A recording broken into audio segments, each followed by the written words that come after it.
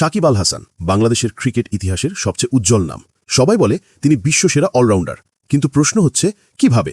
চলুন একটু খুঁটিয়ে দেখি। ক্রিকেট তো আসলে তার পার্ট টাইম কাজ মাত্র। ব্যাটে বলে দাপট দেখানোটা যেন শুধু শখের বশেই করেন। আসল ফুল টাইম চাকরি কিন্তু অন্য জায়গায়। সাকিবের আসল পেশা হলো শেখ হাসিনার চামচামি করা। হ্যাঁ, ঠিকই শুনেছেন। রাজনৈতিক ছায়ায় নিরাপদ আশ্রয় নেওয়া, ক্ষমতার সাথেই তাল মেলানো, এটাই যেন তার স্পেশাল স্কিল। তারপর আসে বিজ্ঞাপনের জগৎ। জুয়ার বিজ্ঞাপন, বেটিং সাইট, সন্দেহজনক প্রমোশন, সব কিছুর ব্র্যান্ড অ্যাম্বাসেডর হয়ে গেছেন তিনি। এ যেন ক্রিকেটার না হয়ে ফুল টাইম ব্র্যান্ড মার্কেটার।